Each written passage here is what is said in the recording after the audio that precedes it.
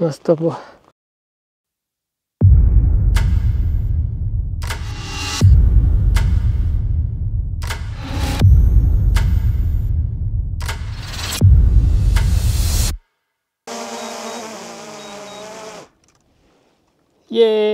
Sugrįžo su nuostabia filmuota medžiaga iš 2021 metų kraterio, kuris iki šiol karštas ir garuoja.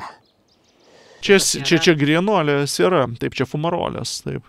Per plyšius keliauja dujos ir po to nusėda ta pati siera ir kiti junginiai. Ja, įvairūs druskos irgi gali būti.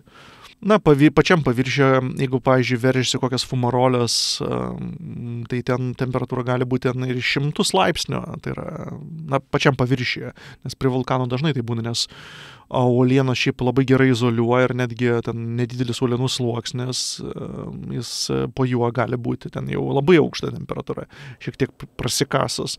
O jeigu žiūrėti dar giliau, tas met ten kokį kilometrą nusikasus ir priėjus iki magmos kameros, tai ten temperatūra turi būti lydimosi temperatūra arba aukštesnė, nes jeigu būtų žemesnė lydimosi temperatūra, ten nebebūtų magmos jau, jį tiesiog būtų sustingusi. Tai reiškia kaip minimum 1200 laipsnių. 2021 metais La Palmos salą sukrėtė katastrofiškiausias išsiveržimas šių laikų Kanarų salyno istorijoje. Jis priminė, kad šis užburiantis rojaus kampelis turi ir kitą savo veidą. Viskas čia gali virsti pragaru. Motina Žemė, nepaisydama mūsų norų ir vilčių, gali parodyti savo neprognozuojamą destruktyvę pusę. Nes po šiai dienai yra žmonių, kurie gyvena viešbučiuose, kurie prarado savo namus ir kuriem dar nebuvo suteikta ten kažkokia tai galimybė. Yra dar ir tokių. Iš tiesų lėšos ugnikalnio padariniams buvo milžiniškos skirtos. Didelė labai dalis turto buvo prarasta. Jeigu kalbant apie ekonominę žalą, 1 milijardas, daugiau negu 1 milijardas ekonominės žalos, socialinė labai didelė ar ne žala, psichologinė žala. Pasak geologijos profesoriaus Andrėjaus Spiridonovo, Kanarų salos yra vulkaninės kilmės. Magma toliau kaupiasi, todėl ugnikalnių išsiveržimai yra natūrali šio regiono dalis. Visi čia gyvenantis prisiima riziką. Na, yra saugesnių vietų tikriausiai, kur galima pasistatyti namus, taip sakyčiau. Nes tai yra, na, faktiškai visa La Palmos sala tai yra tiesiog vienas didelis ugnikalnis. Tai realiai turi žinot, kad tu stataisi ant ugnikalnio ir ko tu nori iš ugnikalnio. Tai tie, kurie netoleruoja gyvenime rizikos, tikrai neturėtų ten įsikurti. Taip.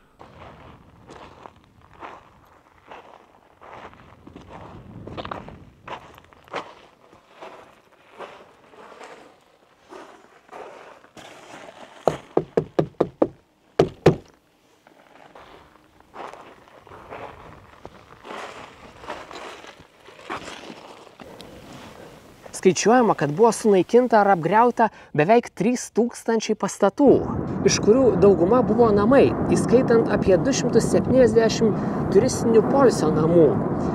Taip pat pagalbiniai pastatai, garažai, pastogės, baseinai bei 1000 pastatų susijusių su pramonė. Dėl tų namų ten yra labai daug iki šiol diskusijų, niekas neturi konkrečiai, nes buvo ir nelegalių statybų ten ir viso kito. Todėl ir tų duomenų tikslių aš nemanau, kad kada nors kas nors išsiaiškins kiek konkrečiai. Bet tai buvo tikrai gausiai apgyvendinta zona ir tikrai, mano manimu, jeigu ten tvirtina buvo 3000, aš sakyčiau, kokius 2000 pastatų, tai tikrai sunaikino visai.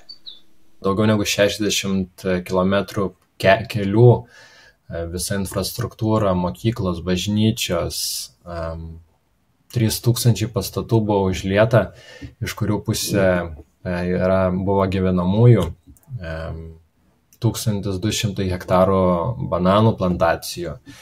Žodžiu, ten prarasta labai daug turto ir iki šių dienų vyksta dar atstatymo darbai, bet turbūt didelė dalis jų niekada nepasieks vėl šviesos. Tas praradimas iš tiesų yra sunkus. Ir tos transformacijos gyvenime, kokios jos bebūtų geros, po to tas emocinis barjeras, per kurį žmonės praėjo, iš tiesų tragiškas. Iš tiesų, kad ten ir nebuvo mirčių, bet daug emocinės tokios mirties skonio vis tiek buvo. Lietuvė papasakojo, kad vienas turtą praradęs pažįstamas net svarsto atsikasti lavos palaidotą vyninę. Turėjo savo tą vyninę, ten viso gyvenimo po akmenį dėjo. Jisai liko be nieko. Jam valstybė, bet kadangi jisai turėjo ten tos žemės dokumentus, jam valstybė ten yra kompensavimo procesas, kur jisai kažką tai skiriami pinigai, kuris kažką galės nusipirkti.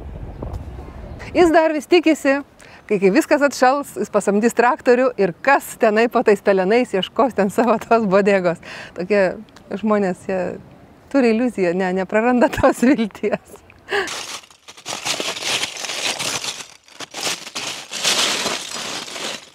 Garsas tarsi vaikščiočiau po kažkokią keramikos stiklo duženų krūvą. Tam tikrą prasme galime pasidžiaugti, kad išsiveržusi lava buvo itin taki. Pasak geologijos profesoriaus, klampi uolienų masė keltų dar didesnį pavojų. Panašiai iš tikrųjų į bazaltinę lavą, mažai silicio dioksido turinti lava, kuri yra mažo klampumo, tai yra labai taki, tai yra kaip glicerolis, panašaus takumo. Jeigu to nebūtų, jeigu ten tiesiog būtų kokia nors riolitinė lava, jeigu ten būtų labai didelis kiekis silicio dioksido, tai tada visa šita energija išsiveržimo jie susikauptų ir būtų tada katastrofinis išsiveržimas, kaip sprogimo pavidalo. Bet kadangi jie tokie čia laki yra, tai po truputį viskas veržiasi ir pakankamai ramiai. Nors atrodo čia katastrofiškai, ten 100 metrų ten tie fontanai. Bet geriau jau 100 metrų fontanai per 50 dienų, nei vienas didelis sprogimas per 30 sekundžių, kai pusę kalno išlėkia į orą.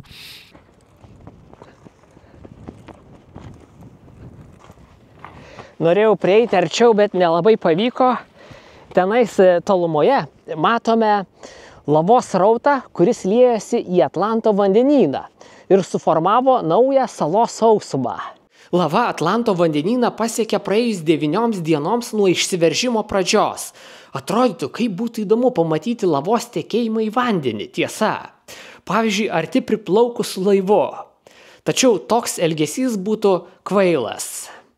Ten milijonus džiaulių energijos momentaliai ten perdodama energijos ir tiesiog vyksta sprogimai, tiesiog kaip tarsi bomba įmesta. Tas pats efektas būtų.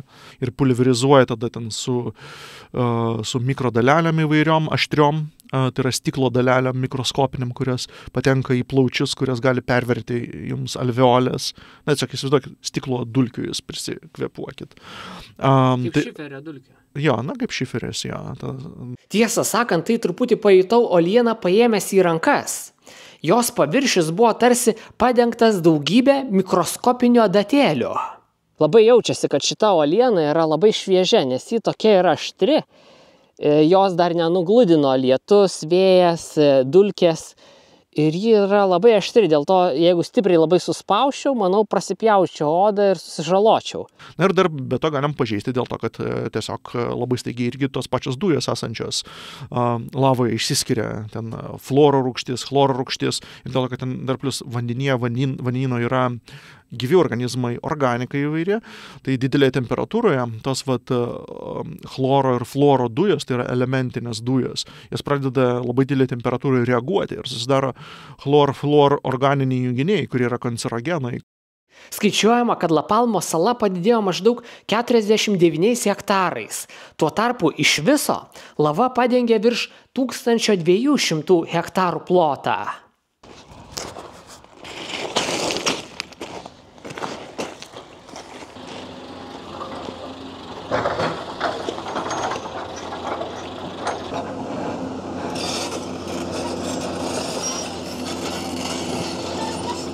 Matau, ekskavatoriaus kaušas truputį pabraižytas, bet visai nestebina, kai tokios uolienos aplinkui.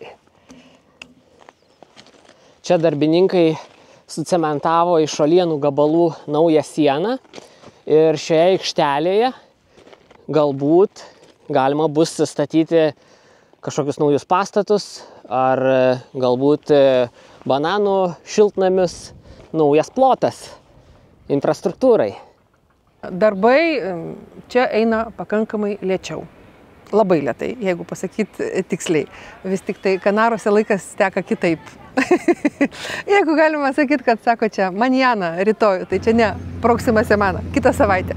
Tai čia viskas daug lėčiau. Tai aš manau, jau kai kurios plantacijos jau yra atkurtos, ten, kurios, tarkim, nukentėjo, ten lava įvažiavo ir ten sujaukė, tarkim. Tai kai kurios jau yra atkurtos. Taip, kad čia klausimas organizacijos. Aš manau, kad ta žemė galėtų būti jau tvarkoma, jau ruošiama šitiem.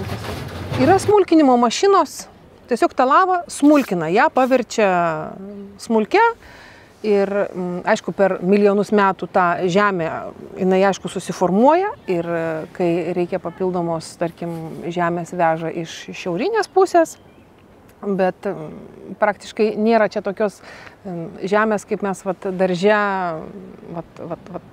paimam minkštai ir sukasam. Čia vis tiek yra kitoks, čia tai paprastai yra traktoriai, yra kurie aria, bet tas žemės įdirbimas, paruošimas, jisai vis tiek yra truputėlį kitoks. Gerbiamieji, palaikykite mokslo sriubos kūrimą. Tai galite padaryti nemokamai, skirdami 1,2 procentus GPM. Nuorodą pasidalinsiu komentaruose. Ačiū Jums.